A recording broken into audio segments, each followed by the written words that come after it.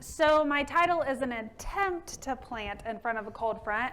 As Aaron Wilson will admit, weather projections, there he is, they're right about 50% of the time, so it was kind of hit or miss. Whether we were actually able to hit a cold front based on what was projected.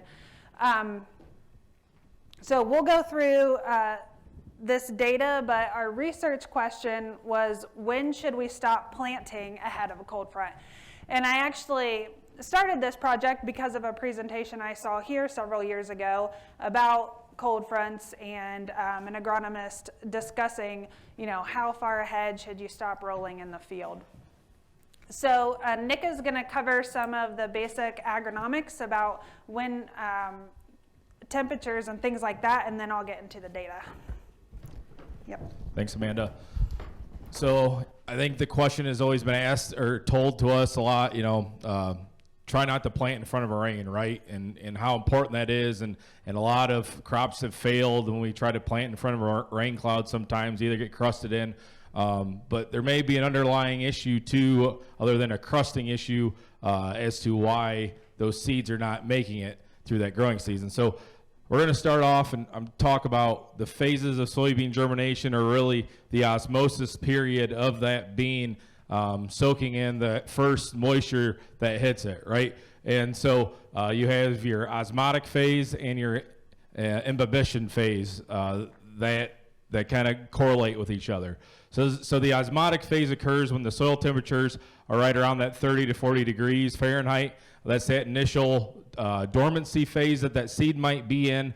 It can still accept that moisture. It's not going to be actively growing at that time, right? It's a slow uptake of that water, extends germination process throughout a long period of time.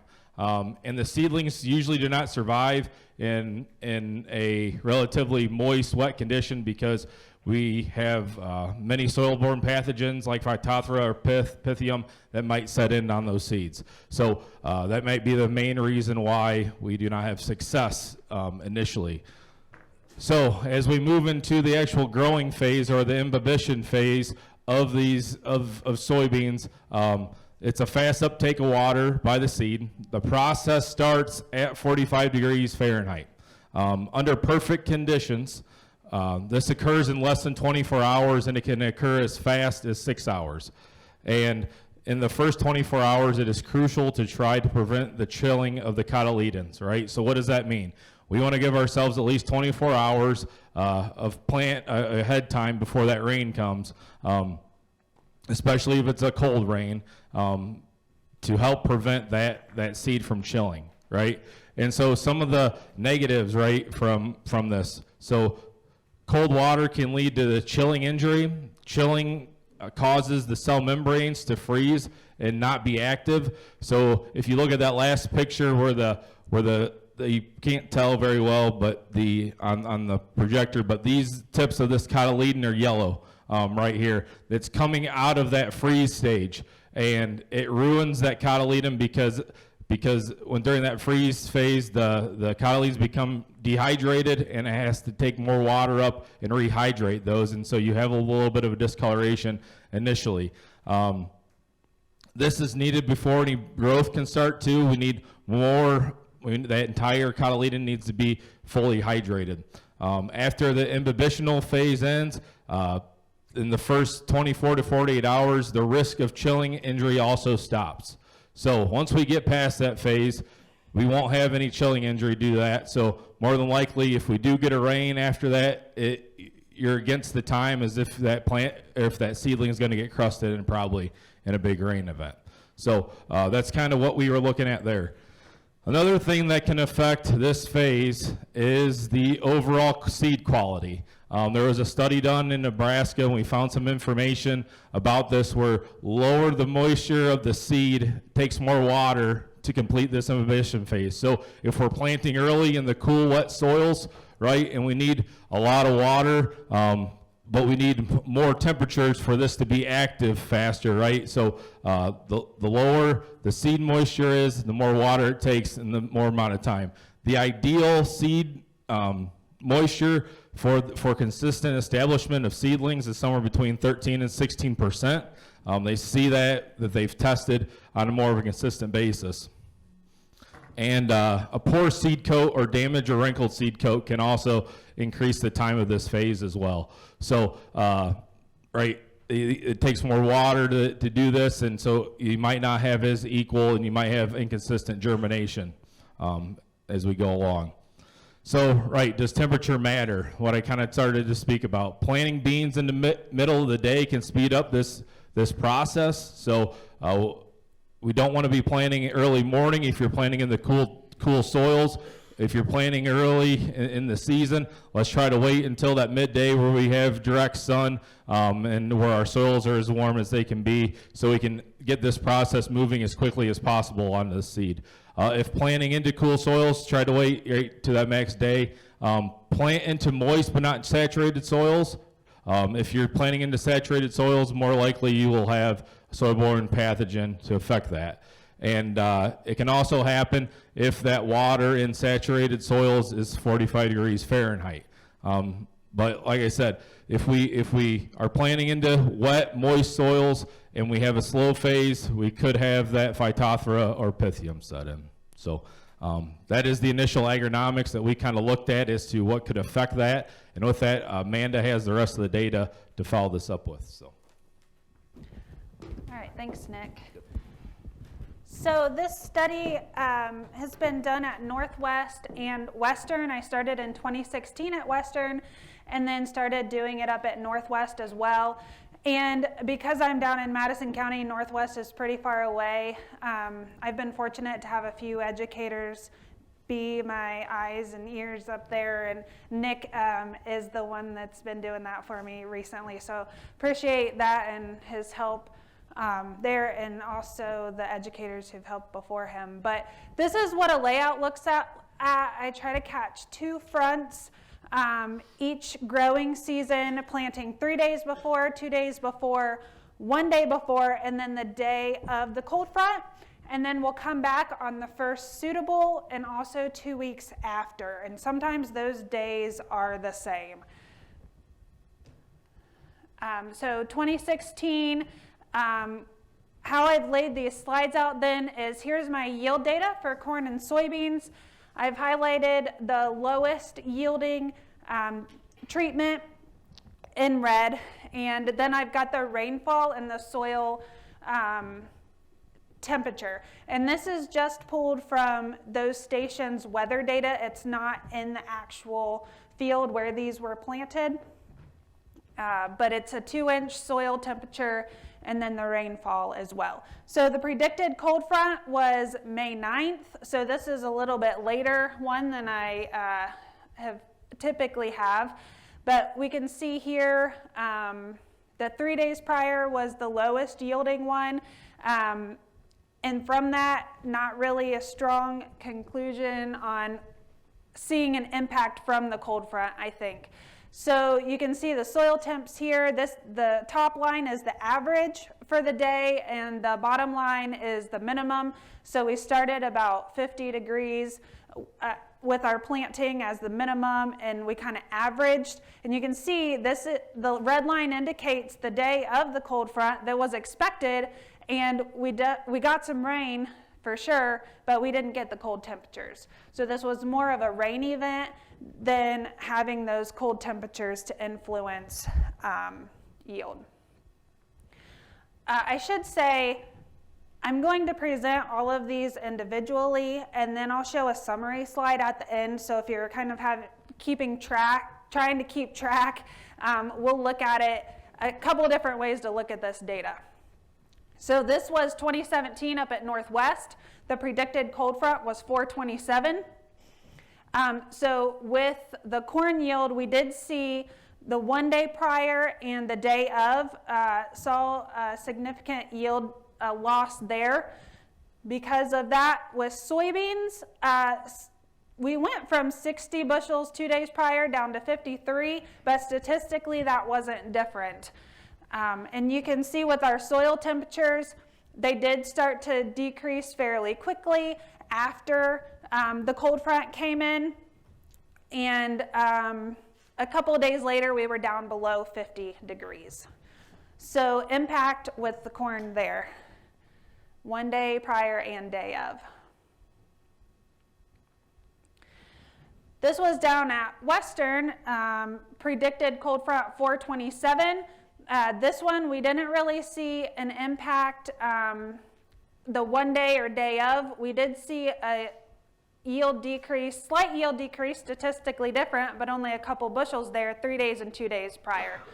We can see our temperatures, they did decline, but we started with warmer temperatures. The minimum was 55.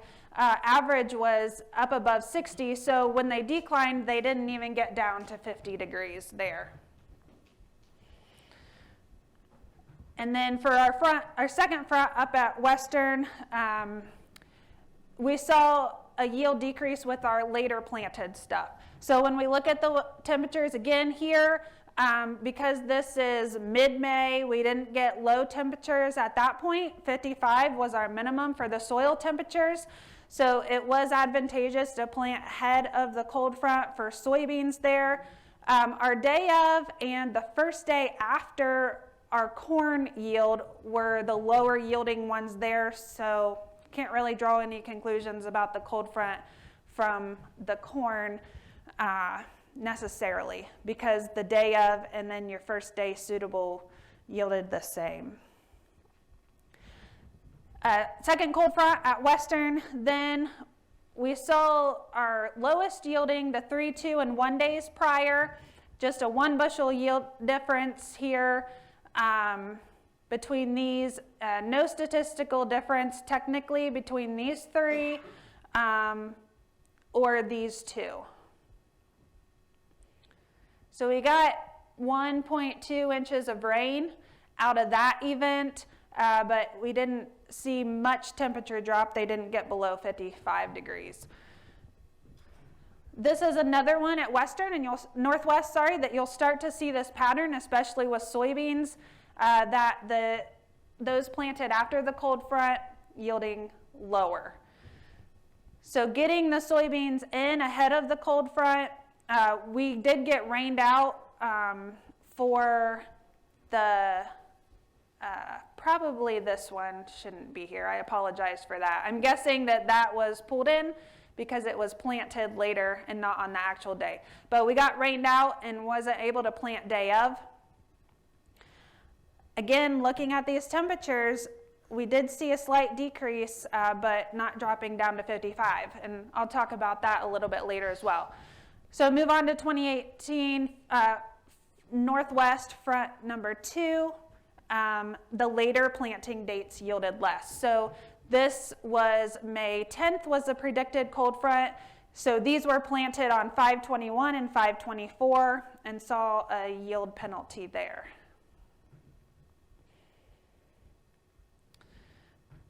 '21, I missed 19 for maternity leave and 20 because of COVID regulations and stuff. So bumping up to 2021, we can see due to the forecasting, we didn't get our 3 days prior in, but we came in 2 days and 1 day prior.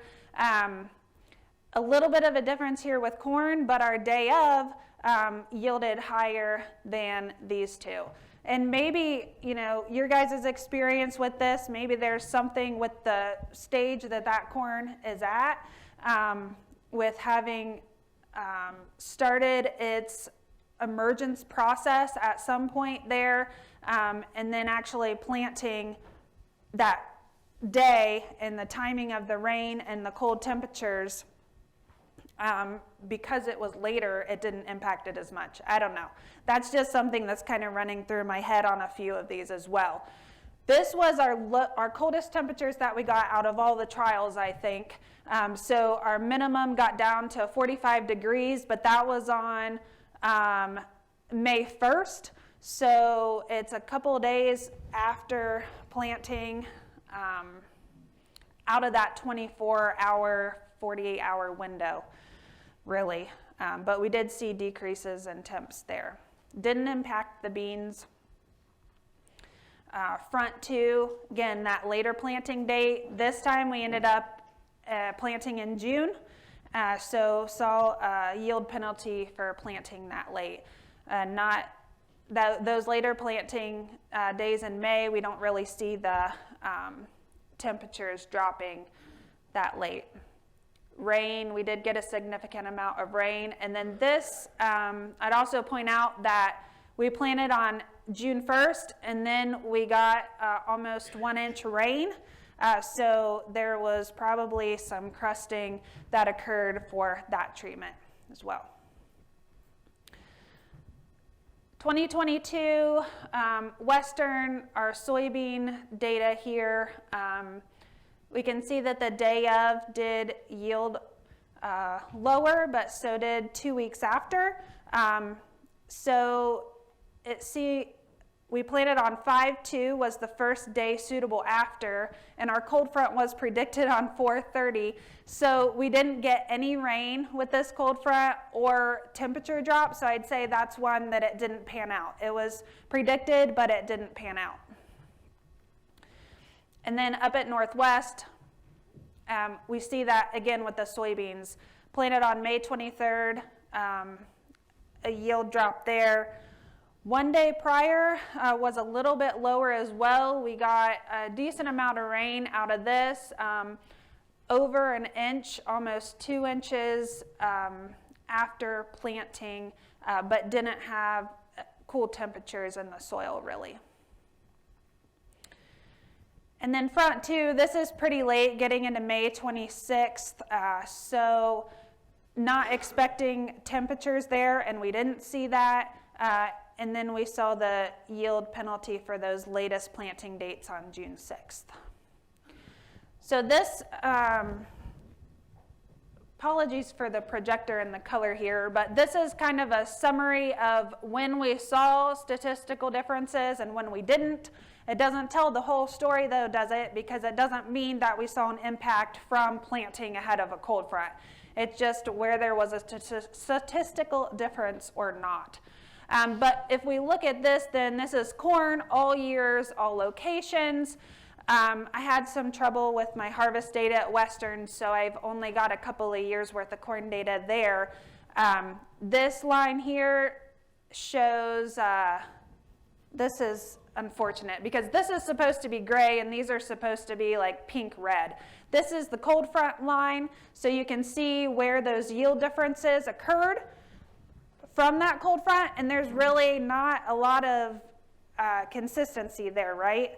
So unfortunately, can't draw a lot of conclusions out of this. But with soybeans, I mentioned this with Northwest, we do see fairly consistently that waiting until after the cold front, we saw a yield drag, right? With Western, we've seen some lower yielding numbers at the beginning there, and typically we can get in a little bit earlier at Western than we can up at Northwest.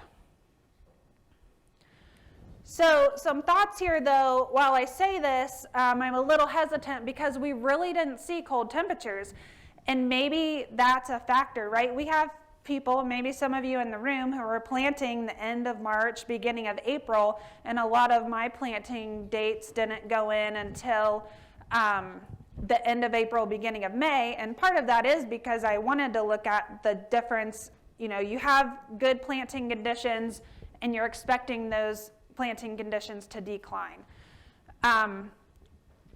But with the weather that we've had, Aaron indicated that we've had earlier frost date, right? We've kind of gained some growing days there down in my area for sure. The lowest temperature drop within 48 hours of soil temps was 50 degrees. And that is the research that some of the research we've dug into, that isn't that bad for soybeans, is it, Laura? 50 degrees. So getting maybe below 45 degrees, we would have seen a little bit more. And then again, that Northwest Ohio, that second front, especially those later planting dates, we saw the yield drag. So I'm debating, do I continue doing this or not? Bill's shaking his head yes. Because it's I mean, it's kind of frustrating, really, to look at this, to do all this work and then not see any consistencies. Beans are no-till and corn is till. Stale seed bed. Yeah, I don't remember all those details off the top of my head, but some tillage, yeah. No, and that's something else when I was discussing with another colleague is, go ahead, Matt.